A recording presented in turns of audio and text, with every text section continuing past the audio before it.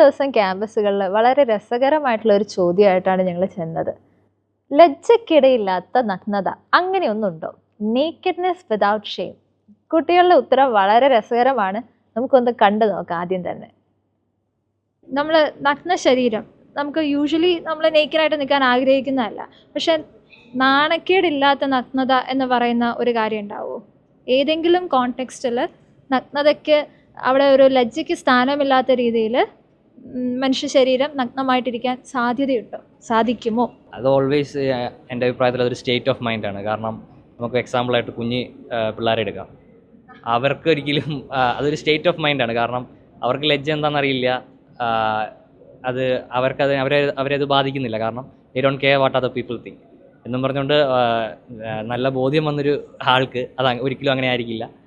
പിന്നെ അവർക്ക് അവരുടെ ലൈഫ് ജേർണിയിൽ it's always their state of mind to do what they want.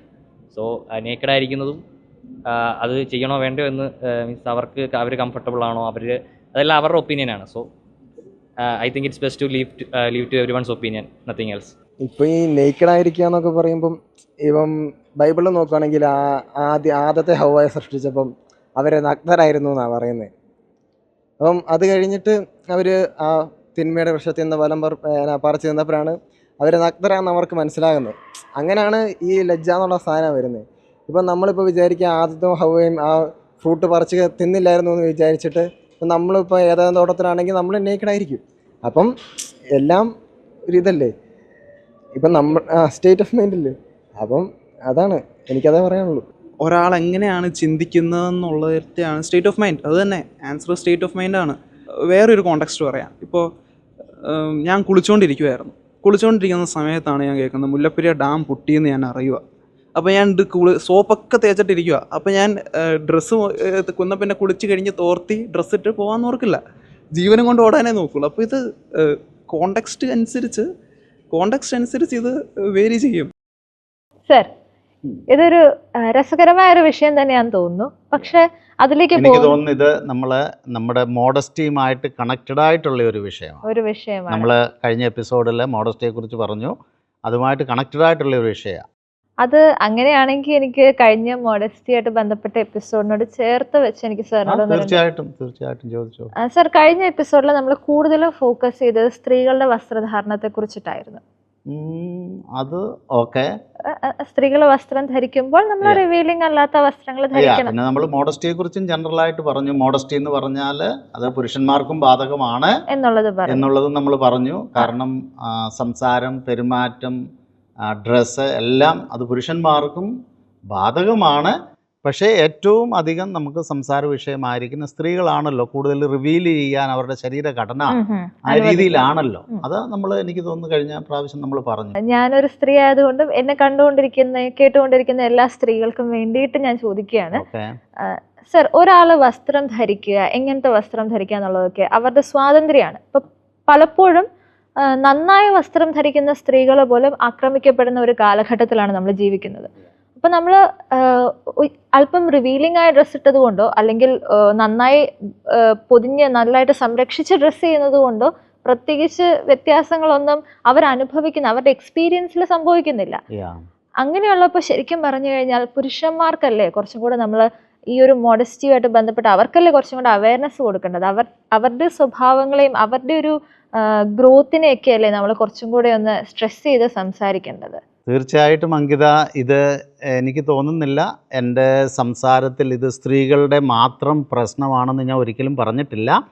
ഇത് ശരിക്കും ഈ എപ്പിസോഡ് സ്ത്രീകളെക്കാൾ ഉപരി പുരുഷന്മാരാണിത് കാണേണ്ടത്. കാരണം ഇത് പലരും ഒന്നിൽ ഏതെങ്കിലും സാഹചര്യം കൊണ്ട് പോണോഗ്രഫിക്ക് അഡിക്റ്റഡ് ആയിട്ടുള്ളവരെ അല്ലെ മറ്റുള്ള ദുശീലങ്ങൾക്ക് അടിമപ്പെട്ടവരെ ഇങ്ങനെയൊക്കെയുള്ള ബ്രോക്കൺനെസ് കൊണ്ട് അവരൊരു പക്ഷേങ്കിൽ എന്താണ് യഥാർത്ഥത്തിൽ ഇത് ഒരു സ്ത്രീത്വം അല്ലെ സ്ത്രീയുടെ വാല്യൂ എന്നൊന്നും മനസ്സിലാക്കാതെ വെറുതെ ഈ സെക്ഷൽ വാല്യൂസിൽ മാത്രം അല്ലെ ഫിസിക്കൽ അപ്പിയറൻസിൽ മാത്രം ഫോക്കസ് ചെയ്ത് ലെസ്റ്റ് എടുത്ത് അവർ ഉള്ളൊരു സാഹചര്യമാണ്.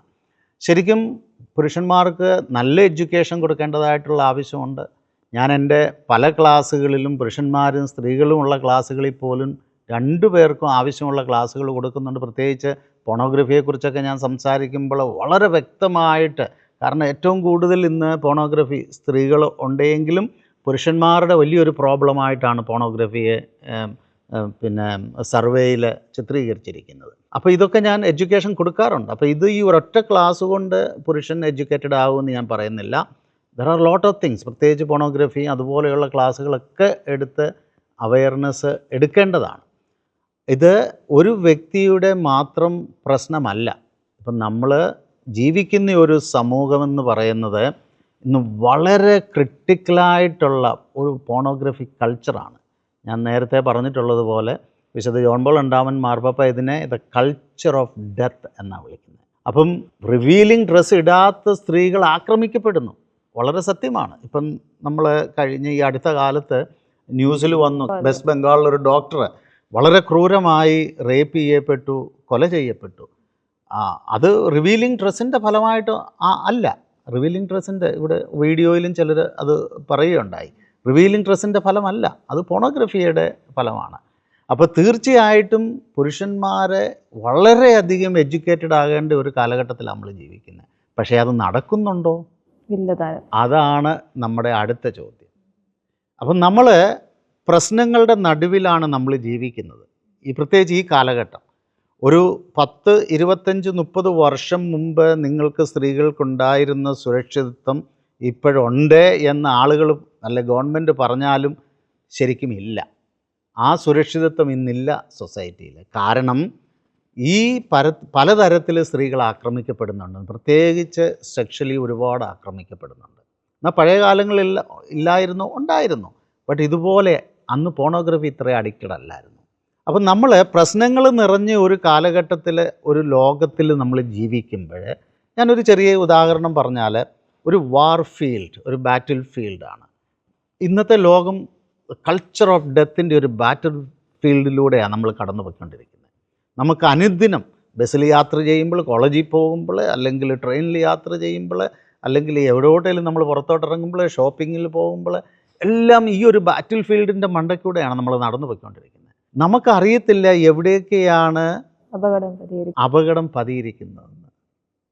ലാൻഡ് മൈൻസ് പലയിടത്തും ഒളിച്ചു വെച്ചിട്ടുണ്ട്. ഇങ്ങനെ ബ്രോക്കണായിട്ടുള്ള പുരുഷന്മാർ പലയിടത്തും ഉണ്ടാകാം.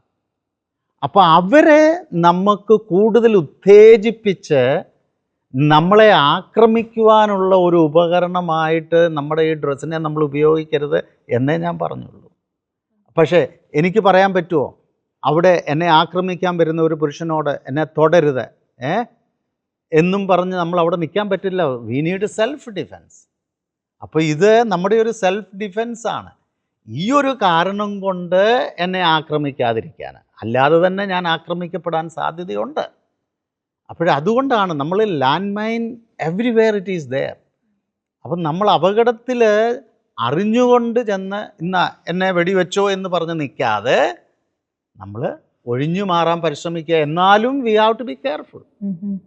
അത് നമ്മുടെ കുഴപ്പം കൊണ്ടല്ല. ഞാൻ ഒരിക്കലും സ്ത്രീകളുടെ പ്രശ്നമായിട്ട് അത് പറയുന്നില്ല.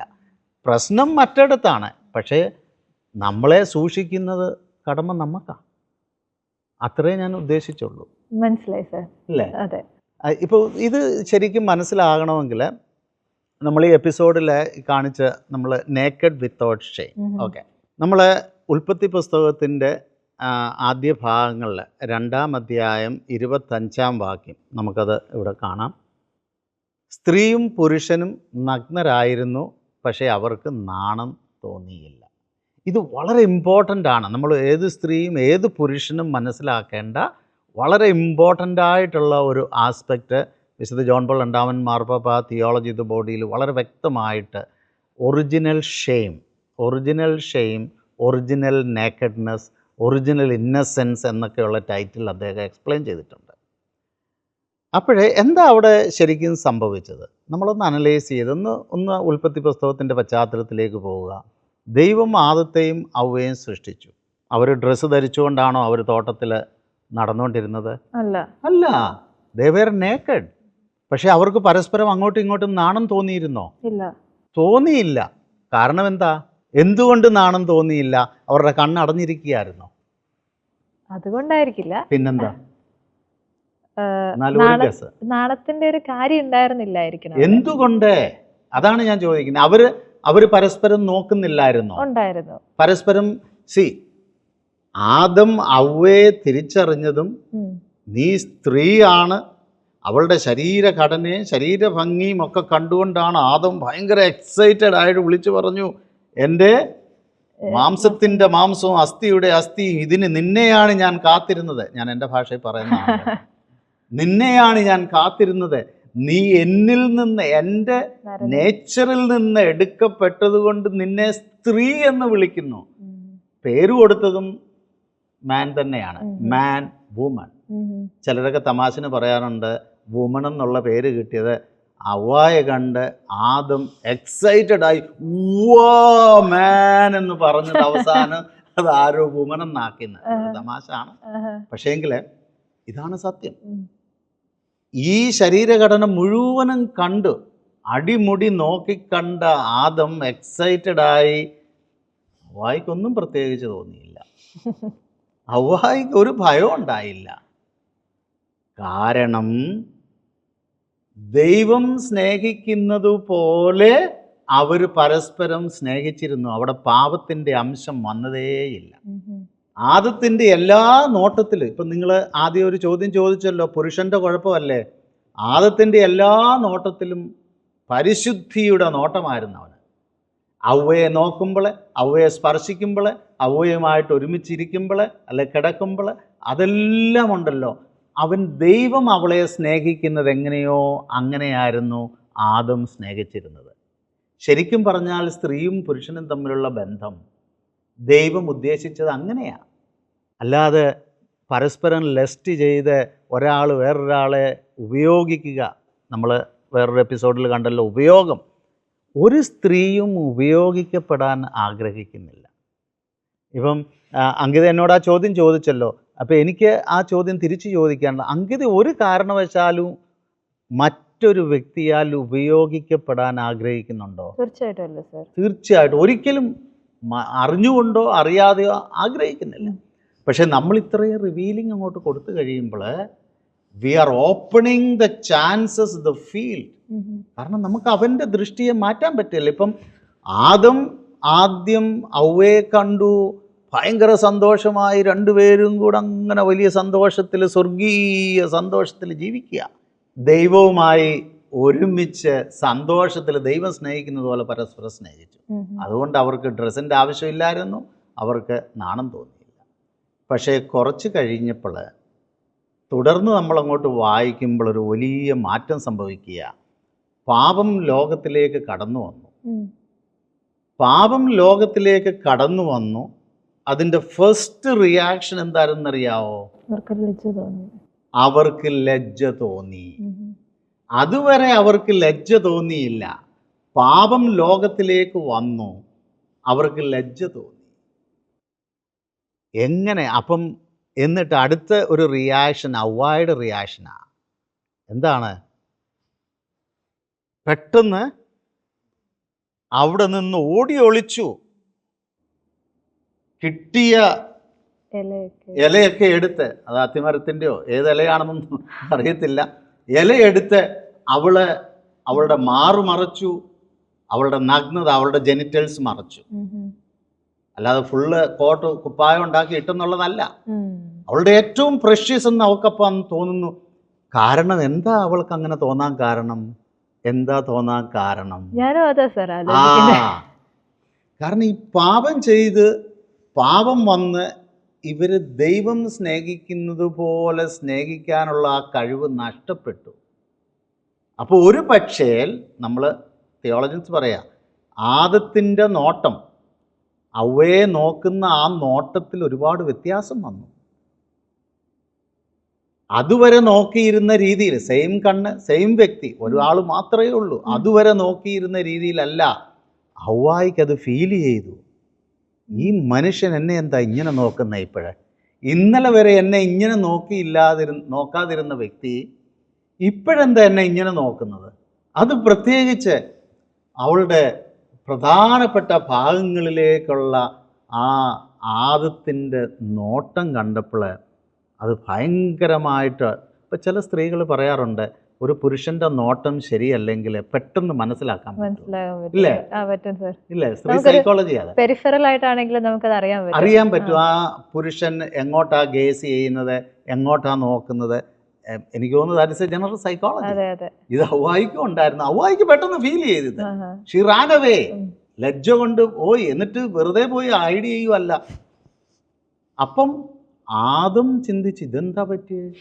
ഇന്നലെ വരെ ഞാൻ ഇവളെ നോക്കുമ്പോൾ ഒന്നും ഇവക്ക് ഈ ഒരു റിയാക്ഷനും പ്രശ്നവും ഒന്നും ഇല്ലായിരുന്നു.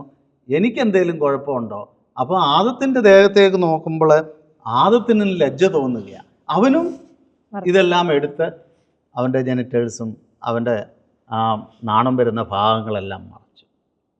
അപ്പം ഇങ്ങനെയാണ് ലോകത്തിൽ പാപം വന്നപ്പോൾ ആദ്യത്തെ റിയാക്ഷൻ ഇവരുടെ ശരീരത്തിൽ സംഭവിച്ചത്. അപ്പോഴേ ഞാൻ അങ്കിത ആദ്യമേ ചോദിച്ച ചോദ്യത്തോട് ലിങ്ക് ചെയ്ത് പറയുകയാണ്, ഒരു പക്ഷേൽ പുരുഷൻ നിസ്സഹായൻ ആദം അറിഞ്ഞുകൊണ്ടായിരിക്കണമെന്നില്ല.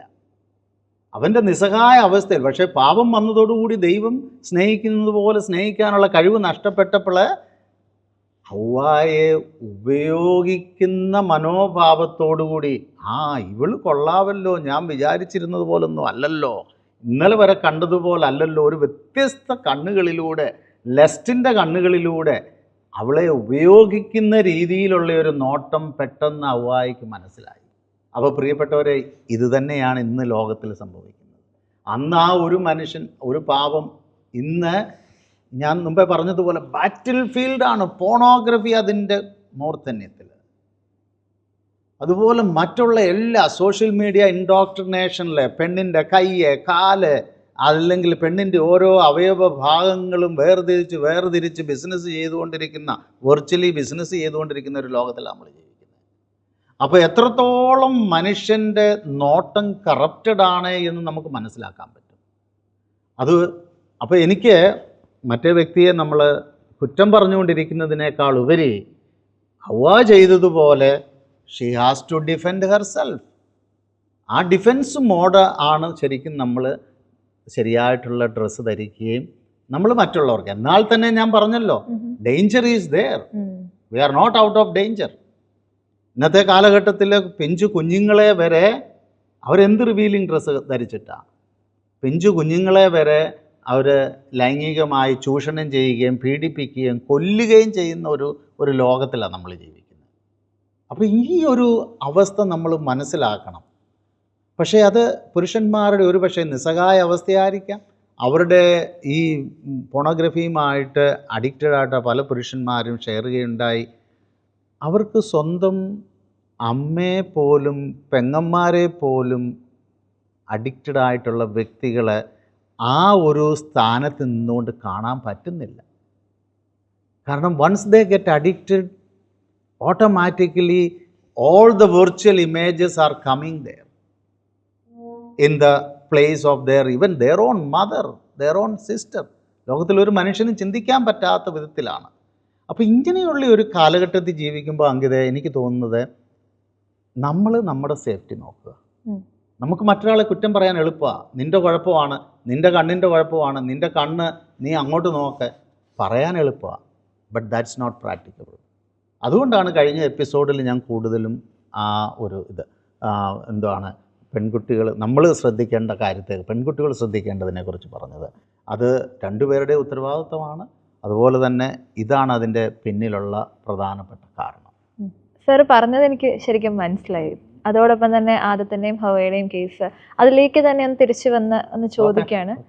സർ, ആദത്തിനും ഹവയ്ക്കും പാപം മൂലം നഷ്ടപ്പെട്ടു പോയ ആ വിശുദ്ധിയുടെ ഗെയ്സ് ഇല്ലേ, ആ ഒരു നോട്ടം, അത് നമുക്ക് ഇന്ന് തിരിച്ചു പിടിക്കാൻ പറ്റും? ഏതെങ്കിലുമൊക്കെ കോണ്ടെക്സ്റ്റിൽ നമുക്ക് അതുപോലെ വിശുദ്ധിയോടുകൂടി മനുഷ്യൻ്റെ നഗ്ന ശരീരത്തിലേക്ക് നോക്കാൻ പറ്റുമോ? അത് ഒരു പോയിന്റ് തീർച്ചയായും ഞാൻ ആ ആൻസറിലേക്ക് വരാം. അതിനു മുമ്പ് ഞാൻ പറയട്ടെ, ആദത്തിന് നഷ്ടപ്പെട്ട ആ വിശുദ്ധി വീണ്ടെടുക്കാനായിട്ടാണ് യേശു മനുഷ്യ ശരീരം തന്നെ ധരിച്ചു വന്നത്. അതായത് അവൻ്റെ ശരീരത്തിൽ, ആദത്തിൻ്റെ ഹവ്വയുടെയും ശരീരത്തിൽ ആ ആദ്യ പാപം മൂലമുണ്ടായിരുന്ന എല്ലാ വികൃതങ്ങളെയും പ്യൂരിഫൈ ചെയ്തുകൊണ്ട് നമ്മളെ ലിബറേറ്റ് ചെയ്യാനാണ്. അപ്പം പാപത്തിൻ്റെ പിടിയിൽ നമ്മൾ തിന്മയായിട്ടുള്ളത് ചിന്തിക്കാനും പ്രവർത്തിക്കാനുമുള്ള പ്രവണത നമ്മൾ പിന്നീട് ബൈബിളിൽ കാണുന്നുണ്ട്. മർഡർ, അതുപോലെ പല പ്രശ്നങ്ങളും നടക്കുന്നുണ്ട്. പക്ഷേ ഇതിനൊക്കെ പരിഹാരമായിട്ടാണ് ക്രിസ്തു വന്നത്. യേശു നമുക്ക് തരുന്നത് ഇതാണ്, ഈ ഒരു ലിബറേഷനാണ്. നമ്മളെ കഴിഞ്ഞുപോയ, അതായത് വിശുദ്ധ ജോൺ പോൾ രണ്ടാമൻ മാർപ്പാപ്പ പറയുന്നത്, നമ്മൾ ഈ ബ്രോക്കൺനെസ്സോ പാപമോ അല്ലെ ഈ അശുദ്ധമായിട്ടുള്ള ചിന്തയോ നോട്ടമോ ഒന്നുമല്ല നമ്മുടെ അടിസ്ഥാനപരമായിട്ടുള്ള നമ്മുടെ ഫൗണ്ടേഷൻ എന്ന് പറയുന്നത്. We are not bundle of all those things. ഒരു ഒറിജിനൽ ഇന്നസെൻസ് ഉണ്ട്. ഒറിജിനൽ ഇന്നസെൻസ് എന്ന് പറയുന്നതാണ് പാപത്തിന് മുമ്പുണ്ടായിരുന്ന അവരുടെ അവസ്ഥ.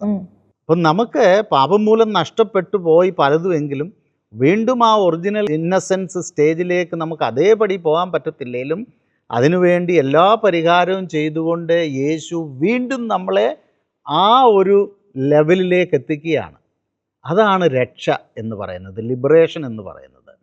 അപ്പോൾ അത് തീർച്ചയായിട്ടും നമുക്ക് ഓൾറെഡി ഉണ്ട് അവിടെ. അതിന് നമുക്ക് ഓൾറെഡി എല്ലാ പ്രതിവിധികളും തന്നിട്ടുണ്ട്. അത് നമ്മൾ സ്വീകരിക്കുക മാത്രം ചെയ്യുക. യേശുവിൽ വിശ്വസിച്ചുകൊണ്ട് പരിശുദ്ധാത്മാവിൻ്റെ ശക്തിയോടെ നമ്മൾ വിശുദ്ധിയെക്കുറിച്ചൊക്കെ ക്ലാസ് എടുത്ത സമയത്ത്, അല്ലെങ്കിൽ ഇനിയും ക്ലാസ്സുകൾ വരുന്നുണ്ട്, ചാസ്റ്റിറ്റി, ആ സമയത്ത് ഇതെല്ലാം നമുക്ക് മനസ്സിലാക്കാൻ പറ്റും. അത് സാധ്യമാണ്, മനുഷ്യനാൽ സാധ്യമാണ്. അതുകൊണ്ട് എല്ലാ മനുഷ്യരും ജീവിതകാലം മുഴുവനും ഇങ്ങനെയാണെന്ന് ഒരിക്കലും ആരും ചിന്തിക്കരുത്. ഒരുപാട് അവസരങ്ങൾ നമുക്കുണ്ട്, ഒരുപാട് നല്ല വ്യക്തികളുണ്ട്, നല്ല രീതിയിൽ ഇത് മറ്റുള്ളവരെ പഠിപ്പിക്കാൻ പരിശ്രമിക്കുന്നവരുണ്ട്. പക്ഷേ it is A slow process. കാരണം അത്രത്തോളം തിന്മ അങ്ങ് പെരുകി, പാപത്തിൻ്റെ വലിപ്പം അത്രത്തോളം ഇന്ന് ലോകത്തിൽ പെരുകി. പാപമല്ല എന്ന് ചിന്തിക്കുന്ന ഒരു കാലഘട്ടത്തിലും മനുഷ്യരുടെ ഇടയിലുമാണ് നമ്മൾ ചിന്തിക്കുന്നത്. നിരന്തരമായിട്ട് പോണോഗ്രഫി വാച്ച് ചെയ്യുകയും നിരന്തരമായിട്ട് മാസ്റ്റർബേറ്റ് ചെയ്യുകയും നിരന്തരമായിട്ട് സെക്ഷൽ സിനിന് അടിമപ്പെട്ട വ്യക്തികൾ പലരും എന്നോട് പറഞ്ഞിട്ടുണ്ട്, ഇതൊന്നും എല്ലാവരും ചെയ്യുന്നതായിട്ട് it's not a big thing. നമ്മുടെ ധ്യാനങ്ങളിലൊക്കെ അവർ പറയുന്നതാണ്, it's not a big thing, everybody does it. അപ്പോൾ ഇങ്ങനെ മാനദണ്ഡങ്ങളുള്ള ഒരു ലോകത്തിലാണ്, ഒരു സെക്യുലർ കൾച്ചറിലാണ് നമ്മൾ ജീവിക്കുന്നത്. പക്ഷേ ഇത് നമുക്ക് ഓൾറെഡി സ്വന്തമാക്കാനുള്ള എല്ലാ ഉപാധികളും സഭയിലൂടെയും കൂദാശകളിലൂടെയും ഒക്കെ നമുക്കുണ്ട്. ഇനിയും അങ്കിത ചോദിച്ച ആ ചോദ്യം, അതിനെക്കുറിച്ച് ഞാനൊന്ന് ഉത്തരത്തിലേക്ക് വരികയാണ്. ഒരു സ്ത്രീയെ ഈ ചിന്തയില്ലാതെ നഗ്നമായിട്ട് കാണാൻ നമ്മുടെ ഡേ ടു ഡേ ലൈഫിൽ നമുക്ക് സാധിക്കുമോ? തീർച്ചയായിട്ടും. നമ്മുടെ പുരുഷന്മാരായിട്ടുള്ള ഗൈനിക് ഡോക്ടേഴ്സ് ഉണ്ട്. ഗൈനിക് ഡോക്ടേഴ്സ് ഒരു എക്സാമ്പിൾ പറയാം. അവരുടെ ചെക്കപ്പ് ചെയ്യുമ്പോഴോ അല്ലെ അവരുടെ ഒരു സിസേറിയൻ ചെയ്യുമ്പോഴോ അതൊക്കെ അവർ ഈ ഒരു ലെസ്റ്റ് ചിന്തയോടുകൂടിയോ അങ്ങനെയൊന്നും അല്ല. That is the service which they are doing. There are people, there are professions who are doing it. പക്ഷേ അത് എത്ര പേരാ? ഞാനൊരു ഉദാഹരണം പറഞ്ഞതേ ഉള്ളൂ. എത്ര പേരാണ്? അപ്പം അതുപോലെ തന്നെ മാതാപിതാക്കളും മക്കളും തമ്മിലുള്ള ബന്ധം, കൊച്ചു കുഞ്ഞുങ്ങളൊക്കെ they don't feel any shame in front of their parents up to certain age. അപ്പോൾ ഇങ്ങനെയുള്ള ഒരുപാട് കാര്യങ്ങൾ ലോകത്തിലുണ്ട്. പക്ഷേ അത് നമുക്കിങ്ങനെ ഒരു ക്രൈറ്റീരിയ, ഒരു കാരണമാക്കി വെച്ചുകൊണ്ട് നമ്മളെ ഓപ്പണായിട്ട് വിടാൻ പറ്റുകയില്ല. We have to be careful. നമ്മളെ ബൈബിള് തന്നെ പറയുന്നുണ്ട്, സർപ്പത്തെ പോലെ വിവേകമതികളും പ്രാവുകളെ പോലെ നിഷ്കളങ്കരമായിരിക്കണം. അതുപോലെ തന്നെ പത്രോസ് ലീഗയുടെ ലേഖനത്തിൽ അദ്ദേഹം പറയുന്നുണ്ട്, അലറുന്ന സിംഹത്തെ പോലെ നിങ്ങളുടെ ശത്രുവായ സാത്താൻ ചുറ്റി നടക്കുന്നുണ്ട്. അവൻ ചിലപ്പോൾ ഏത് ഫോമിലാണ് നമ്മുടെ അടുത്തേക്ക് വരുന്നതെന്ന് നമുക്ക് പറയാൻ പറ്റത്തില്ല. So only the option is നമ്മൾ നല്ലതാകുക, നമ്മൾ ഒരു എക്സാമ്പിൾ ആകുക, മറ്റുള്ളവരെ നമ്മൾ അതിലേക്ക് നയിക്കുക. അതുപോലെ ഒത്തിരി ഓപ്പർച്യൂണിറ്റീസ് ഉണ്ട്. പുരുഷന്മാർക്കാണെങ്കിലും നമ്മൾ ഇത് സ്ത്രീകളുടെ മാത്രം പ്രശ്നമല്ല. പുരുഷന്മാരോടുള്ള എൻ്റെ ഒരു പ്രത്യേക റിക്വസ്റ്റാണ്, നിങ്ങളൊരു സ്ത്രീയെ കാണുന്നത് ഒരു പക്ഷേ നിങ്ങളുടെ മകളാകാം, അല്ലെങ്കിൽ നിങ്ങളുടെ അനുജത്തിയാകാം, നിങ്ങളുടെ അമ്മയാകാം, അല്ലെങ്കിൽ നിങ്ങളുടെ പെങ്ങളാകാം. ഏതെങ്കിലും ഒരു റോള് അവിടെ നിങ്ങൾക്ക് ദൈവം തന്നിട്ടുണ്ട്. ആ കാഴ്ചപ്പാടിലൂടെ നമ്മൾ കാണുകയാണെങ്കിൽ ഒരിക്കലും ലെസ്റ്റിനുള്ള ഒരു സാധ്യത അവിടെ നമുക്കുണ്ടാവുകയില്ല. ഇത് ഒരു പ്രോസസ്സാണ്. നമ്മളെ ചാരിത്ര വിശുദ്ധിയിൽ വളരാനുള്ള ഒരു വലിയ പ്രോസസ്സാണ് നമ്മുടെ കണ്ണുകളെ അതുപോലെ തന്നെ നമ്മുടെ വികാരങ്ങളെ നിയന്ത്രിക്കുന്നത്, അതിനുള്ള മാർഗങ്ങൾ, നമ്മുടെ ഈറോസിനെ എങ്ങനെ നമുക്ക് നിയന്ത്രിക്കാൻ പറ്റും തുടങ്ങിയ കാര്യങ്ങളൊക്കെ നമ്മൾ തുടർന്നുള്ള എപ്പിസോഡുകളിൽ തീർച്ചയായിട്ടും നമുക്ക് കൂടുതൽ ഡിസ്കസ് ചെയ്യാവുന്നതാണ്. Thank you sir. ശരിക്കും ഒന്ന് ആലോചിച്ച് നോക്കിയേ, നമ്മുടെ കൂടെയുള്ള നമ്മുടെ സഹപാഠികളെ, സുഹൃത്തുക്കളെ, ഇവരെയൊക്കെ വളരെ വിശുദ്ധമായ കണ്ണുകളോടെ നമുക്ക് കാണാൻ സാധിക്കുകയാണെങ്കിൽ ആ വ്യക്തിയെ, ആ ശരീരത്തിനപ്പുറം ഉള്ള ഒരു വ്യക്തിയെയും അയാളുടെ ക്വാളിറ്റീസിനെയൊക്കെ നമുക്ക് എടുത്തു കാണിക്കാൻ പറ്റുമെങ്കിൽ ഈ ലോകം എത്ര മനോഹരമായിരിക്കും. പെൺകുട്ടികൾ എത്ര സേഫായിട്ട് അവർക്ക് മുന്നോട്ട് പോകാൻ പറ്റും. പുരുഷന്മാർക്ക് എത്ര കോൺഫിഡൻസോട് കൂടി സ്ത്രീകളെ അപ്രോച്ച് ചെയ്യാൻ പറ്റും. വളരെ വളരെ നോബിളായിട്ടുള്ള, ഐഡിയൽ ആയിട്ടുള്ള ഒരു ലോകമായിരിക്കും അത്. അവിടേക്ക് എത്തിപ്പെടാനുള്ള യാത്ര അത്ര എളുപ്പമുള്ളതൊന്നുമല്ല. നമുക്ക് ഒരുപാട് പ്രോസസ്സാണ്, വലിയൊരു പ്രോസസ്സാണ്, ഒരുപാട് സമയമെടുക്കുകയും ചെയ്യും.